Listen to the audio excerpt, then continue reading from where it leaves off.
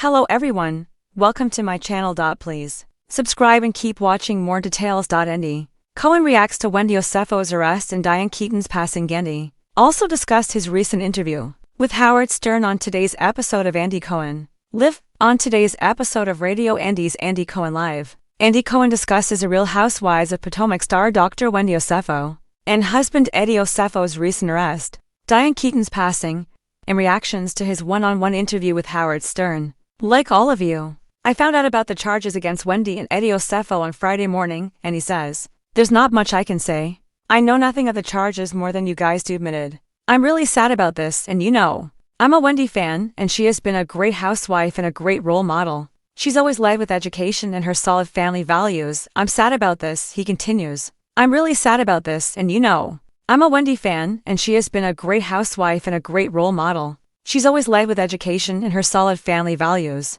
Listen to the full episode of Andy Cohen Live on demand on the SiriusXM app with a smart device. In a single morning, the headlines reverberated through Hollywood and the Bravo universe like aftershocks from an unexpected quake. First came the startling news of Real Housewives of Potomac star Dr. Wendy Osefo's sudden arrest, followed by a gut-wrenching announcement: iconic actress Diane Keaton had passed away. It was a clash of realities, one rooted in Bravo-fueled drama, the other in cinematic legacy. And at the center of it all, standing at the crossroads between pop culture chaos and heartfelt tribute, was Andy Cohen. The Bravo ringmaster was live on Radio Andy when his producers slipped into notes, one after the other. His expression shifted twice in real time, and the world heard his reactions raw and unfiltered. "Wait, Wendy? Our Wendy?" At first, he assumed it was a mistake. "I thought someone was pranking me," Andy admitted. "Wendy Osefo? She's a political commentator, a professor, a mother of degrees. Arrested?" There had to be more to the story, according to early reports.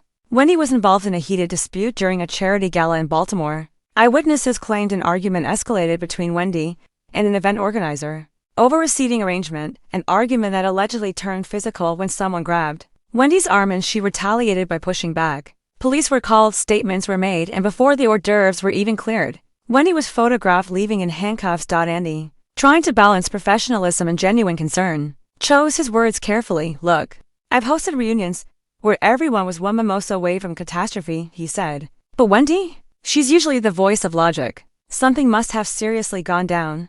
He then joked in classic Cohen fashion, "Knowing Housewives, this will either become a 4-part investigation or a tagline, and now Diane Keaton, wow." But before he could fully unpack Wendy's situation, the second note dropped like a weight on his shoulders.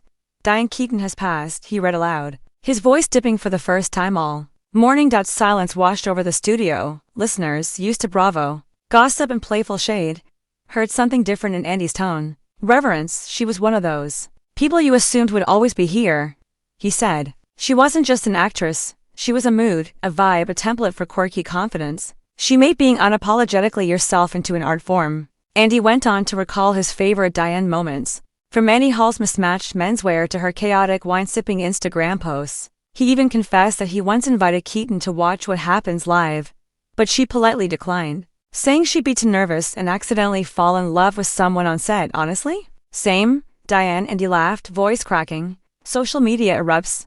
Housewives react as news spread.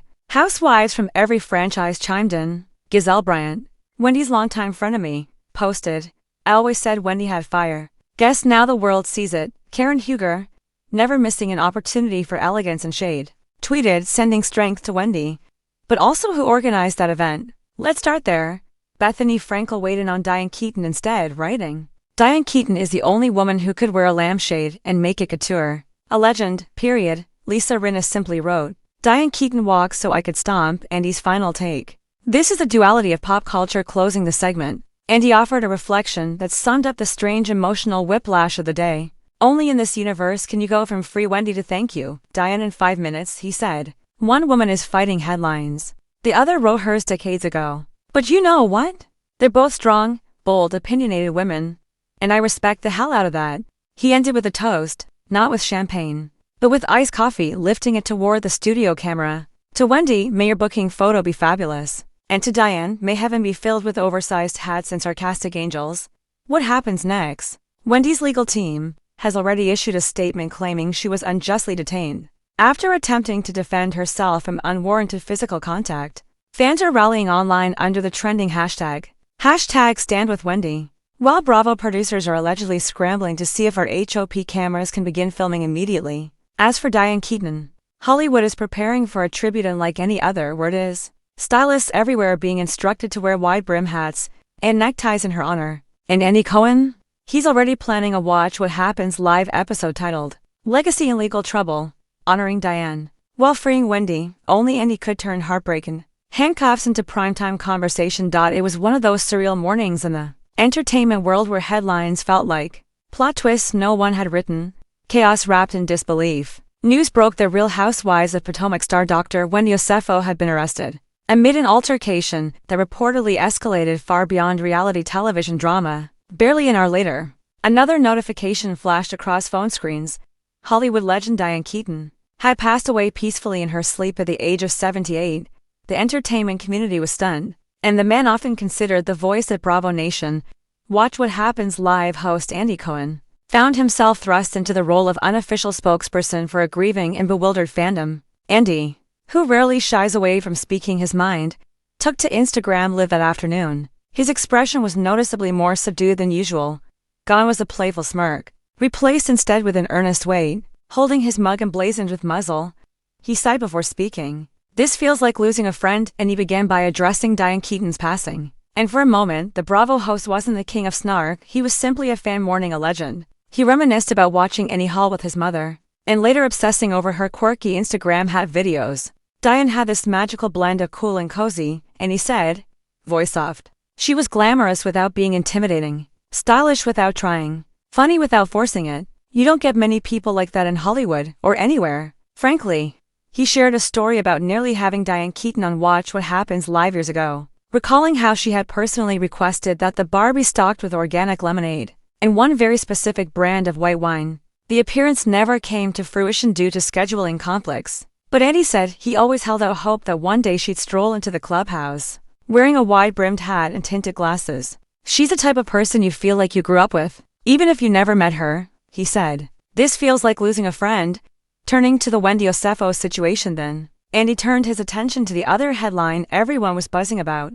Wendy professor, political commentator, and fierier HOP personality, had reportedly been arrested following an altercation outside a DC restaurant. Details were still emerging, but sources claimed a heated dispute spiraled into a physical incident, resulting in charges of disorderly conduct and alleged assault.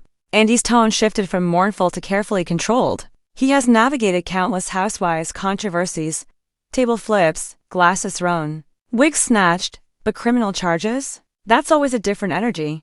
I want to say this clearly, he began, looking straight into the camera. Wendy is someone I have great respect for. She's smart, she's passionate, and she stands firm in what she believes. But I also believe in accountability, and until more information comes out, I'm going to withhold judgment. He addressed fans directly, many of whom were flooding his comments with demands to either fire her or defend her. As a network, we don't condone violence, and as a person, I don't either. But let's take a breath. Let's wait for facts, not tweets. Still, and he couldn't resist adding a touch of humor, muttering, although if this ends up on season 9, I expect it to be filmed in 4K with full sound design.